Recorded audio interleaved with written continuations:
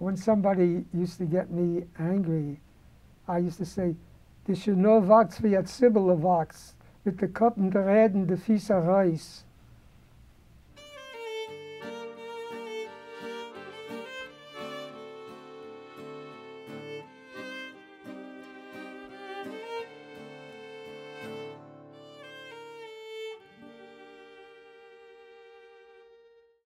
Well, my mom and dad spoke English all the time.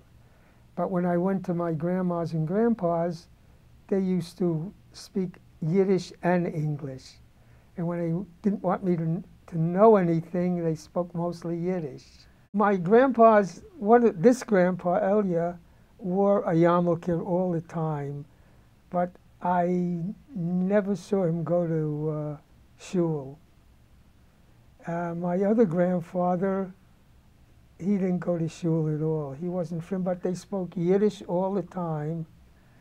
And one of my grandpas always used to call me his Tiger Cup. Whenever he saw me, he used to hug me and kiss me, and he never shaved. So he used to hug me and against his beard. And to this day, I remember how much it hurt. But I let him do it because I loved him. There was a drugstore on the corner, and nobody had a telephone. Somebody would call the drugstore's telephone for them to go get a person that lived in the neighborhood. And if you, like what I did, hung around the drugstore, and there was a telephone call, you would go and run to get that person and bring them back to the drugstore, and that person would give you maybe 2 or 3 cents, or if you were lucky, a nickel, for coming to them and telling them. We used to make money all different kinds of crazy ways. A good way of making money was by playing pool. This friend of mine was a very good pool player. We went partners. I had a few dollars and he had a few dollars, and we went to pool rooms outside of the neighborhood. And he put on a yarmulke, and he had a Yiddish paper, he had the fuvitz, and he sat there, watched them playing pool, and reading the paper and watching them, and he said, "Pardon me, but can I play with you?" And they looked at him and they said, "Well, this guy, I'm going to take his money." And they said, "Sure, and we'll play for so much a ball." And he did, and we won a lot of money that way.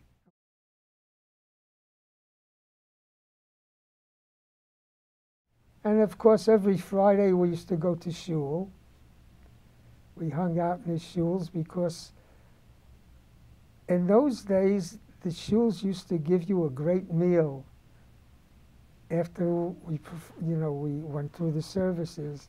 So I think we actually went for the meals, really. But in those days, the women had to sit upstairs behind the curtain, and the men were all downstairs. We were separated from the men and the women. No such thing like that today. And when we danced, we didn't dance with the women, we danced with the men. And if we did dance with the women, we held a handkerchief in between us so we don't touch them. And I had a great bar mitzvah.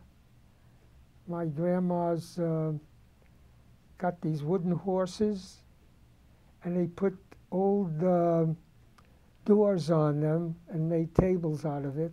This was out in the open in front of the house that we were born in. And they used to put a tablecloth over the wooden tables and lay all kinds of food on it, and this was our bar mitzvah. They cooked everything themselves. Everybody in the neighborhood brought something, laid it out on these tables, and they all came and gave us pens and pencils for our bar mitzvah. I wasn't aware that I was Jewish. It just was a natural thing. I mean, when you live in a neighborhood where everybody does certain things, you just go along and do it. You're not aware that you're this or you're that. You're just part of the neighborhood. On Shabbos, in most homes, there was not a landlord, but a person that took care of the house that was not Jewish. And you would sometimes give him a quarter for him to come into your house. I know my grandmas and grandpas did it, so they could turn off the lights or put on the lights or do something that you didn't want to do for Saturday, for Shabbos. Although I don't think they were that religious, but this is what they did. It was part of their bringing up.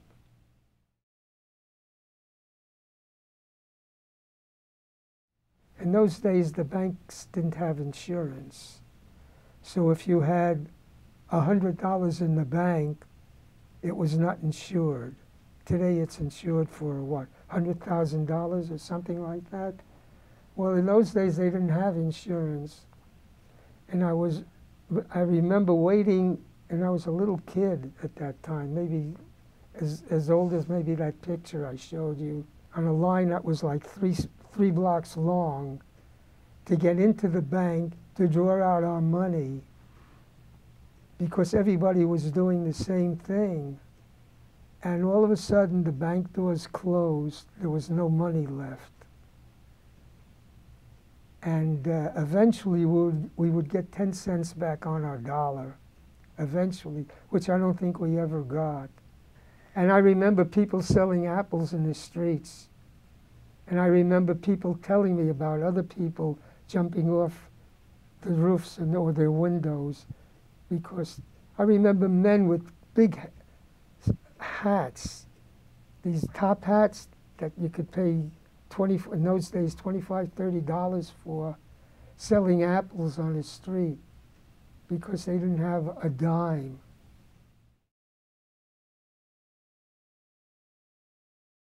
When I was in the Navy, I went in when I was 19. I was the only Jewish person aboard ship. And I got along very well with most of the people. But some of the people looked at me, and I remember one person coming towards me and looking at my head. And I'm saying, what are you looking at? We gave him a nickname. He was called the Moose, because he looked like a moose. And he was from the Ozarks or somewhere along there. And he looked at me, and I said, well, what are you looking at, Moose? And he said, well, I'm looking for your horns. He never saw a Jew before. He thought Jews had horns. And I really got very angry. And aboard ship, in order to close the doors, which were all iron, they had what you call stanchions. You would put them into a hook, and you would push down and close the doors. These metal stanchions that were on every door. And I took one off, and I was going to really hit him with it. But he realized that I was really angry, and he just backed away. But right after that, he became my best friend. But they didn't know what a Jew was. I really was so much aware that I had to watch myself with what I did and the way I said it. I mean, I guess I must have been uptight, because I didn't want to be different than the others, which I didn't think I was.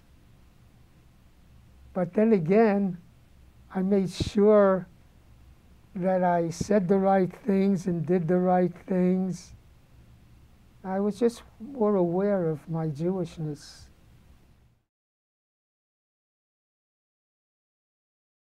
I just came here one day, and I said, I'm home. I really loved it. I loved the atmosphere. I loved the Yiddish.